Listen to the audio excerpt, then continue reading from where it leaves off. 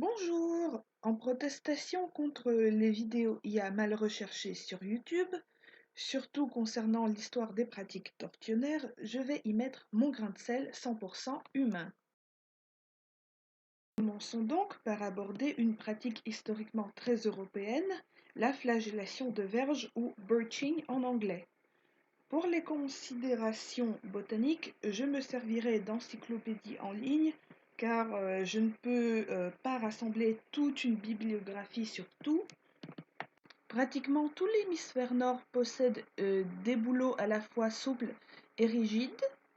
Euh, En Europe, c'est surtout le bouleau verruqueux, Betula pendula, dont les branches flexibles peuvent fonctionner un peu comme un fouet d'osier, et le bouleau pubescent, Betula pubescens, aux branches plus rigides. Merci Wikipédia.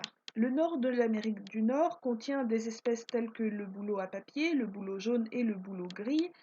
Cependant, malgré l'abondance de ces espèces propres à former des verges, je n'ai pas pu trouver de source concernant un usage amérindien punitif et tortionnaire de ce genre de plante. Si vous en trouvez, dites-le moi en commentaire, s'il vous plaît.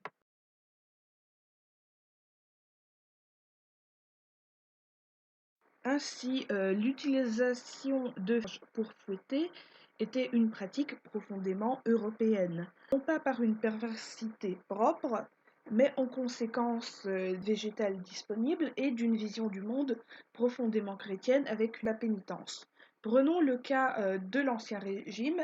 L'usage largement documenté était de fouetter les épaules entre guillemets jusqu'à effusion de sang, celui-ci attaché au d'un tombereau. Le nombre de coups pouvait être fixé par le tribunal. En effet, cette pratique était une peine pénale, pouvait ainsi être fixé par le tribunal ou laissé à la discrétion de l'appliquant. Pour les condamnés adultes, cela se faisait en public et détruisait ainsi leur vie civique. Cette peine, elle était donnée par l'exécuteur ou par ses assistants. Pour les condamnés de 14 ans et moins, l'usage était de condamner au fouet sous la custode, le plus souvent de la main du questionnaire ou du geôlier. La famille, au sens pénal, leur était épargnée, mais pas la terreur et l'humiliation.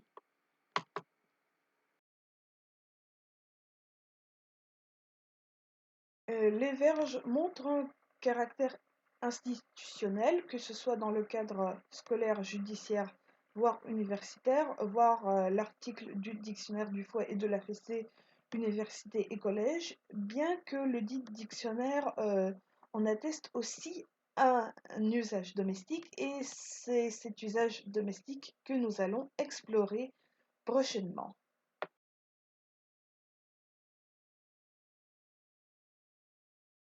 J'aurais aimé pour ce travail avoir les livres d'Olivier Morel, mais je ne saurais me contenter d'extraits de son livre De l'enfant protégé à l'enfant corrigé.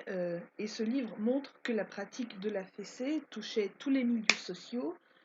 Si quelqu'un a une précision de l'instrument en question en contexte européen, donnez-moi la référence s'il vous plaît.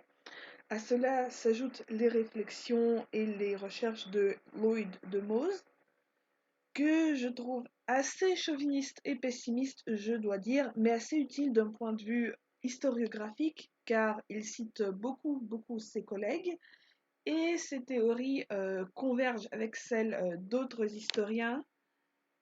Bref, c'est tout ce que j'ai à dire parce que je ne vais pas dire n'importe quoi si je n'ai pas de source. Merci beaucoup et à la prochaine.